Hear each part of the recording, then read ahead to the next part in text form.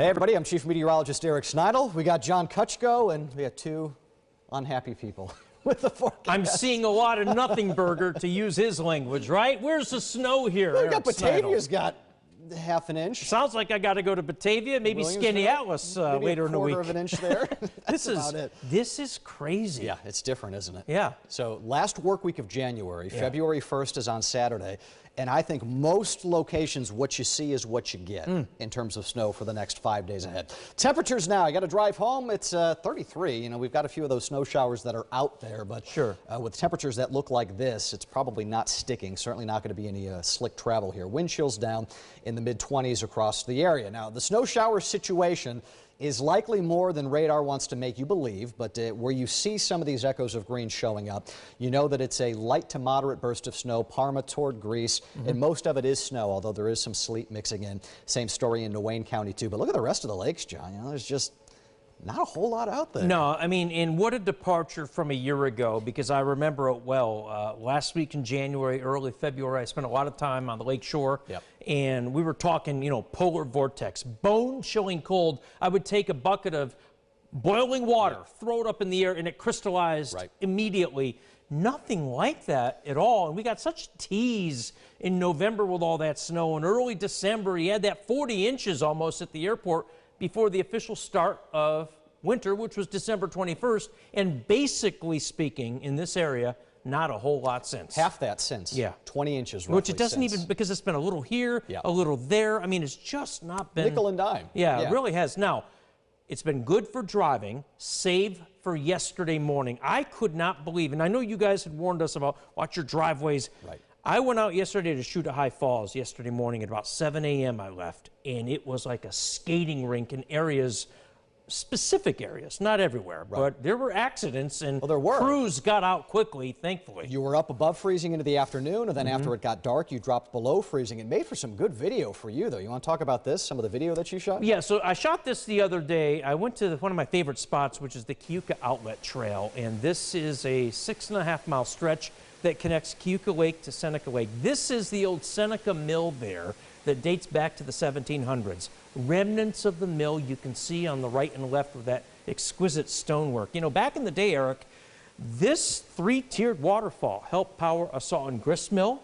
It was then a paper mill, and lastly, in the 1880s, the mill generated power to put on the street lamps in Penn Yan, and the remnants of which are still there, and it is really cool. And that's not the only mill on this trail. You can see 3 or 4 others as you go further east. So this is one of my favorite spots any time of year, but you get it with a little cold, which I shot this on Friday morning. It was cold enough over that stretch of a week or so. The overnight lows were cold enough to put some ice on the waterfalls, and I took advantage of that, as you know, last week. But this is as good as it gets because of the historic nature of this waterway and what happened there years ago. That's stunning. Now, you were up last week in my part of the world. You were up near Ontario Beach Park. Yeah. And you had, I don't know, what would you say? It was at least a good 100 feet out there that it kind of at least. Over. You had that snowpack, you had that ice pack tugging the shoreline, the beach. Yeah, maybe about 100 yards. Do you know how much it is now? I'm guessing probably gone. It's gone. Yeah, I'm not surprised. Entirely gone. Yeah. You had a little wind from the south, too, that would promote that. That didn't help things either. But yeah, this here, folks, if you've never been, that is an absolute treasure of the Finger Lakes region. That is a stunning video. Yeah, it was, I'm glad your drone was able to withstand some of that cold, that wasn't too bad. The drone can handle 10 below zero wind chill, even if only for 5 minutes. You go, you know what shot you're going to get, and then you're done with it. Right. But I love that natural wonder right there especially. Well, and we've got some cold coming your way over the next few days. Here's Futurecast tonight. Watch those transient snow showers. They're going to go in and out. The really deep cold air is not tonight. It's not tomorrow. We've got highs tomorrow that get to about freezing. I think it will be Wednesday and Thursday that you will start to really notice some of the cold. We're talking highs that won't get out of the 20s Wednesday and Thursday. We'll have some lows in the teens there too, so I think you could get some frozen waterfall shots with that. It's, you know, not crazy cold. But no, you need extended overnight lows. You need a string of like 6 or 7 days in a row where it's really in the teens to get that kind of effect that you just saw. I don't think we're going to get that much either. Snowfall out of this. Outside of tonight and tomorrow, those few snow showers, accumulations are unlikely. But this whole work week leading up to next weekend, with Saturday being the 1st of February, is remarkably tranquil. Future snow with our models here. It says ½ inch in Rochester, but, you know, the way the models are going to work, if it perceives snow, it assumes it is all going to stick. So where the model has some flaws in it, we're 33 right now. The roads have been pretty warm these last few days. So even though in theory you might have gotten a half an inch of snow out of it, it's all going to melt. So even this, I think, is largely overblown. Now, the weekend has kind of been the way things have gone for about the last month now. Saturday, Sunday has been the next weather maker. I think that's the case again here. But what the models are doing, we got two chunks of energy, one to the north, one to the south, and now they're suggesting they don't link up.